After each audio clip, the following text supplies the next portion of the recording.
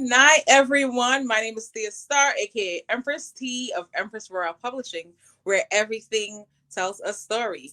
Tonight, we have with us for part 4, episode 4 of the Annisia testimony series, Miss Annisia John Baptiste. Let's give her some time to welcome herself. Hi, everyone. Welcome to part 4 of this lovely episode for the week. You already don't know, my name is Annisia John Baptiste, hailing all from the country of Dominica. But I'm currently living in another beautiful country, St. Lucia. And come on in and join us and just enjoy those episodes for this week. Don't forget, if you are missing out on the 3 previous nights, you can go and look at it from Monday. Yes. Okay, so tonight we are going to speak about Hurricane Maria. Annisia, take us back to the day of the hurricane. Where were you and what were you planning to do that day? So, on September 18, 2017, it was a Monday, and my plan was to go to work. But it was rather unfortunate that when it was almost 8 o'clock in the morning, the Prime Minister came on air, and he said he would like for every person to stay indoors because we are going to be hit by a major hurricane. We are not sure at what point in time, but we are going to be hit. So he's advising everyone to stay in. So from that time, I start texting my friends, families, everybody, just name it. Like, we are going to be hit by a hurricane and you may not be able to get me at that time. And yeah, so that was my plan for the day, and try to keep my family safe. As the storm raged, what was going through your mind? Wow. So much was going through my mind during the hurricane.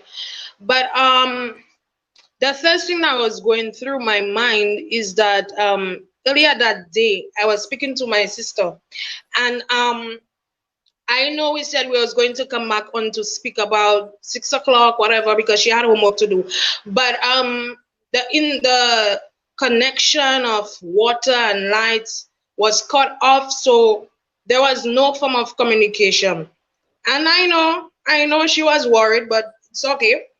And later that on that night, I was very terrified for the life of my family and my life, because we have never experienced I have never experienced a category 5 hurricane. My parents did in time of Hurricane David, but that was the first time. And a lot was going through my mind. Even death crossed my mind at one point in time. But thank God I'm alive today to tell you all my story. What did the aftermath look like? So when the hurricane ended, what happened? What was the community like? Wow. It was unbelievable. It was a sight to behold. When I left my room that morning, my house was underwater. Well, parts of the house was underwater, soaked up, and we could not access any door of our home except for the back door, the kitchen door. So we had to pass through there. And as I said, what was once green was now brown. All where you couldn't see is where you could see. Neighbors' houses you couldn't see is now you are seeing. Inside houses you couldn't see before is now you are seeing. And it was different. All our livestock were gone. If you know, Monday morning you had cherry on your cherry tree, well, you only could find branches. no cherry, nothing. If you had coconut tree, not even the head of the coconut tree was finding. It was just bare, bare, bare. And then my siblings and I took a walk through the communities. The lines were down, trees were down, and it had other people who was in a lot more terrible conditions than we were in. And that kind of humbled me because, yes, we lost a window, yes, we lost a door, but there are some people who had no home at all after that. So you were able to be thankful in the midst of the storm. Yes, I was still thankful through it all. How did this affect you? The situation affect you mentally, emotionally, and physically? How did it affect you? I was so startled that I honestly didn't have no tears in my eyes, but I kind of lost my senses for a few days because the first day I could not remember who were some of my friends. I could not remember where my church was located. And there are numerous other things I couldn't remember. But all I could remember was that I was with my family and we went through that storm together. But not remembering other things was very heartbreaking. It took me 2 to 3 weeks to kind of remember certain things because it hit me so hard. Like, you're frightened, you cannot cry, there is no tears to come out, but you feel that pain inside. And the only way I guess that that pain could be shown was that I just went completely blank. I didn't know what to think. I don't know what was the next step. I didn't know what to do. I didn't know who to call. I didn't know who to contact. And all those things happened after the hurricane. That was my mindset. That's what was in my headspace, to be real honest. So temporary memory loss, Yes, temporary memory loss. not really something you hear when someone experiences a natural disaster that people lose their. When some people go through certain storms in life, they renounce their faith or ask God, "Where are you?" Can you relate to this feeling? Did you ever question God? Honestly, I cannot remember if I questioned God, but I know at some point during the hurricane, I talked to God on a serious, serious note. I said, while standing in my room doorway, while the house was shaking like it was an earthquake, I knelt down and I said, Lord, I do not want to die tonight because I know that I have not finished do your work here on earth. So the hurricane, it never shook my faith. It actually gave me that what is the word? It actually pushed me further, deeper into my faith rather than losing all hope in God. So with people, it might be different. For some people, they might lose their faith and question God because you don't know where the next meal was coming from. You don't know when you was going to receive light. You don't know when you was going to receive water. You don't even know how long the food in your cupboard was going to last. How long you stay hungry. How long you stay without food, without a bath. But all that drew me closer to God because I know that God would have supplied all my needs according to his riches in glory. Amen. So you were able to hold on to your faith no matter what. Does the events of the storm replay in your mind? What was the relief effort like? So when people came in from other places, what did that look like? Well, it took me a while to get over the storm. Um, especially when it came to the weather patterns. Mm. I'll be there, I start to hear rain, I scared. Wind blowing, I scared. Thunder, lightning, I scared. And even if I never heard the weather patterns, I always used to say, hello, from now on, I'm going to respect that rain, respect climate change.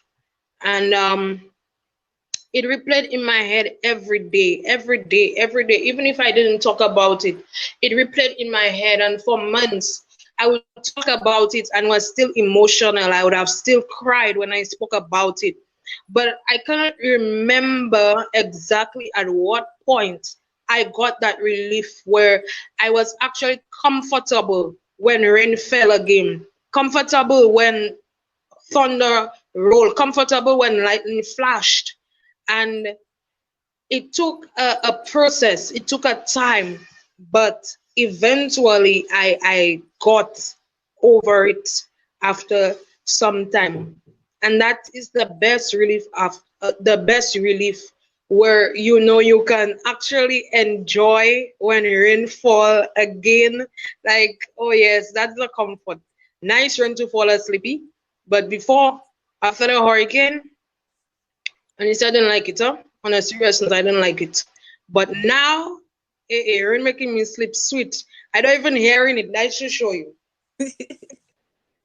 So, what did the outside relief effort look like? Because a lot of times when the natural disaster happens, those who are not present in the area, we'll send donations, but then some people say they didn't receive the donation. So, how did that work? Having that experience from inside, how did the relief? Other countries came to help. Did you see any people coming in on boats to help you? What did that look like? Well, to be honest and frank, I heard about relief. If I see relief, I don't even know it was relief because it's not everybody that was getting relief. And I think the relief distribution was out of political gain, right? Now, I don't want to talk too much about politics. I'm not a fan of politics, and I'm not here to bash my government because the scriptures say, pray for those in authority. But if you are a part of a certain party, doesn't mean because your party is in power, you only take care of the people who supports you. And that's wrong. That is totally wrong in a country. So sometimes you might find your neighbor getting relief and you're not getting relief because you support a certain party. And in countries, we need to stop that. When there is a natural disaster, we need to provide for everybody because everybody is in dire need. There might be some people that may have been in worse conditions than we was as a family, and we still try to help them out. At one point, we were doing barter with our neighbors. So our neighbor might wanted egg for breakfast, and we have egg, and we wanted chicken for lunch. We switch that. We give them some eggs, they give us some chicken, and that is how it was going. Or sometimes my sister and I, my older sister and I, would have gone to places that were being looted, but the managers was there and to see if they were offering anything, and that's how we got stuff. So we never really got stuff from relief. If we do got relief stuff, was maybe once. And when you look at what they had in the package, it cannot even feed two people in a house. And needless to say, five of us, six of us was there. Yes, six. Yes, my parents, my older brother, my older sister, and my niece and myself. And at that time, God rest her soul in peace. May she continue to sleep in peace. My elderly neighbor was there with us at the time. So we wasn't only taking care of ourselves, we were actually sharing our home with our elderly neighbor who lost her roof. And yes, now she is gone. May she continue to sleep in peace, as I say. But the relief wasn't helping a big family, only one person.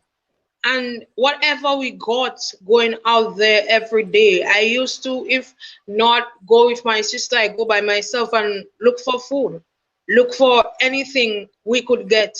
Imagine, we got so much canned food that up to a day like today, I cannot eat canned food anymore. The only canned food I've eaten is tuna fish, but sausage, peas, red beans, I cannot stand it again. But at least I'm grateful that I went through that process, that I could have came out much more humble than I am now. So a word out to any government official that may be here in my video.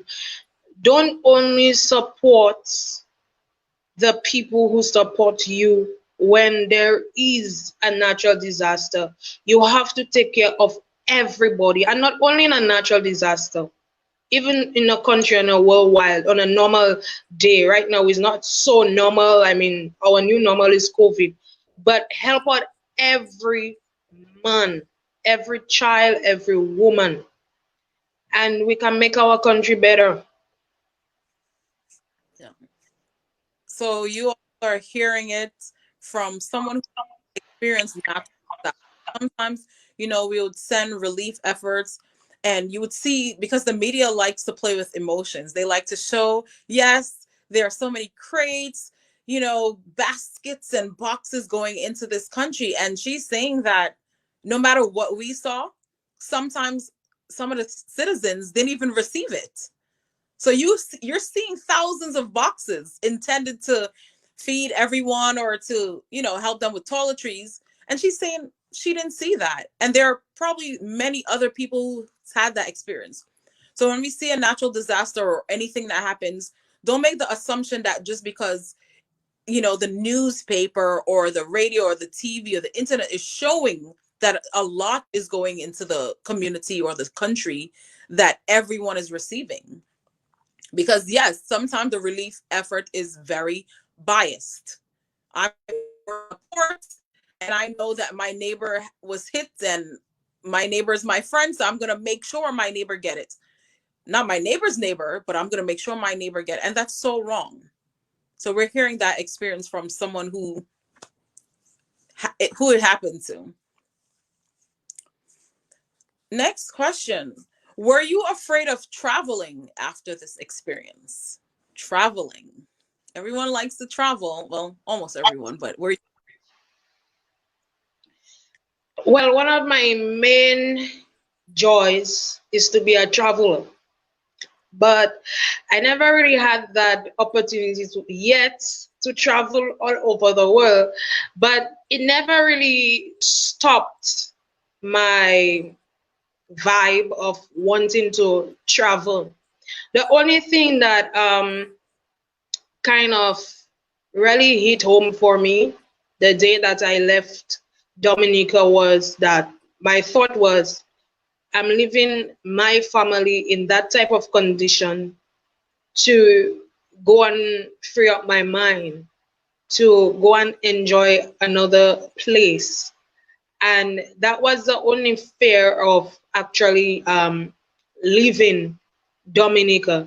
But as everyone can see, it worked out for the best. It did work out for the best. And as years passed by, my family became better and better and better. And I myself, God continued to provide for me as well. So sometimes certain things happen for a reason. I said God had to, even if I didn't like Maria, I said God had to send Maria for me to end up in St. Lucia and for me to finish write my first book. So everything happened for a reason. It was just, let's just say, divine connections. Amazing. So, something that a lot of people don't ask about is, what's the aftermath of the country? What is something you want people to know about Dominica? Speaking positive. Like, everything is like, okay, a natural disaster, but people still live in the country. So, what is something you want people to know about Dominica? Hmm. Let me tell you, oh, it doesn't matter what Dominica go through. Because 2 years before Maria, we had Tropical Storm Erica. One thing with Dominica bounce is back beautifully. It may not bounce back the way that we expect it to bounce back, but I remember every day when I spoke to my mother, I say, Mommy, the grass is growing back, the trees are growing back. And in less than a year, trees, the grass, everything started to grow back. And let me tell you, Dominica is a beautiful place. No other country can be like Dominica. Yes, I live in St. Lucia. It's beautiful as well.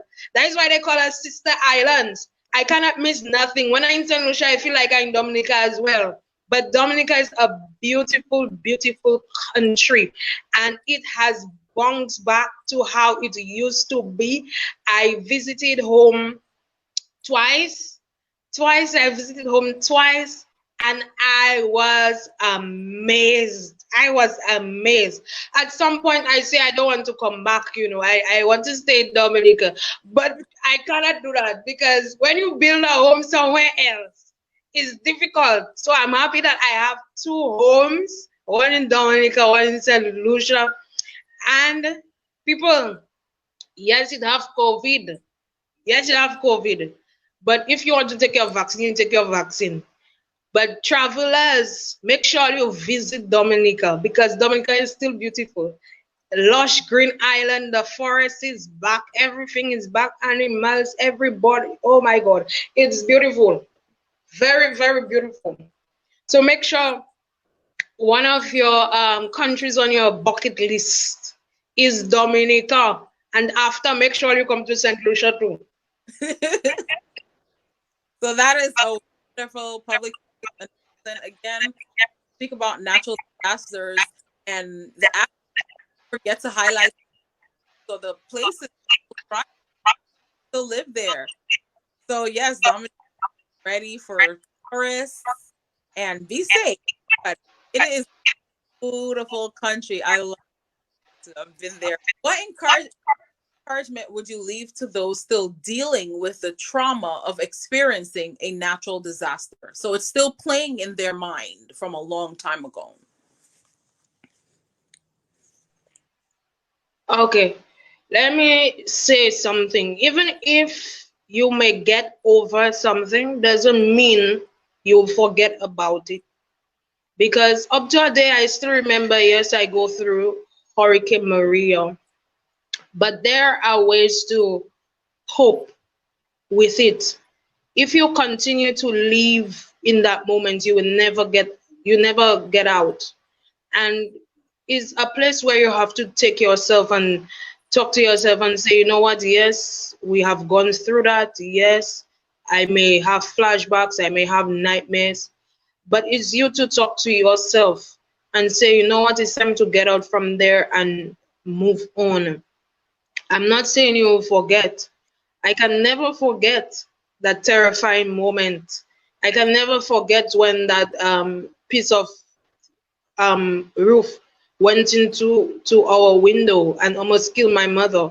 I can never forget when, I had to share my entire room with my entire family for the entire night.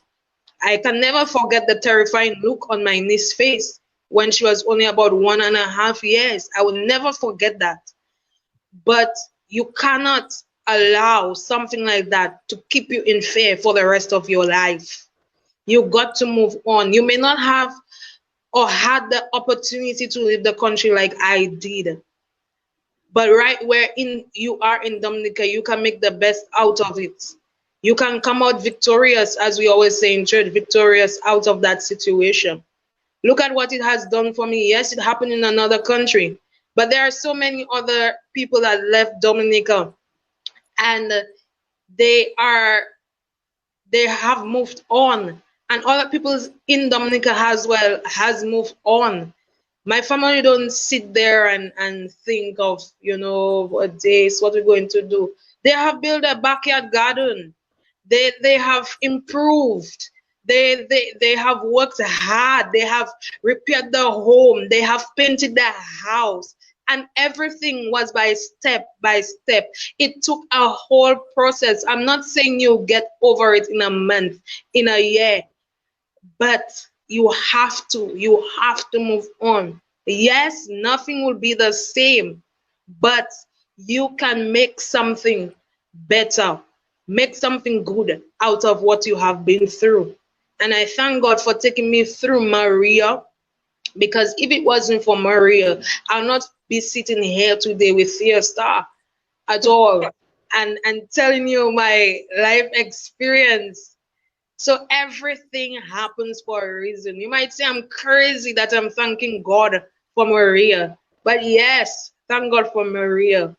Things like that, storms, physical and spiritual storms, can push you into your destiny. Yes. And wow. Thank you, Annisia, for sharing with us other nights. Do you see how long someone's testimony? It's not a bad shows, like we have a lot to say. We had 4 episodes highlighting Annisia's life, and this is not everything that's covered in the book. You have to read the book to get the rest because there's still more things that we have not spoken about. So make sure to buy the book. And that book is coming out this Sunday, March 21st, 2021. It's going to be available on Amazon. Annisia is going to have copies available. I don't know if it's going to be in the bookstore in St. Lucia and Dominica. She's going to have it. So make sure you reach out to her. Get your copy. Annisia, please share with us the name of your book. Super excited. I'm excited too in my own way. And the name of my book is The Story of My Life, but a Testimony to Others, Part 1. I know you will not regret it at all. Okay, so she said part, so we look forward to part 2, but please buy 1. Okay. I'm so excited for her this book. I'm telling you, I was so surprised because I know Annisia, but I didn't know all of that. So some would have friends, know everything about you. So read the book. Those of you who think you know Annisia may be surprised with the book. So buy it. And I just want to thank you everyone for joining for tonight's episode.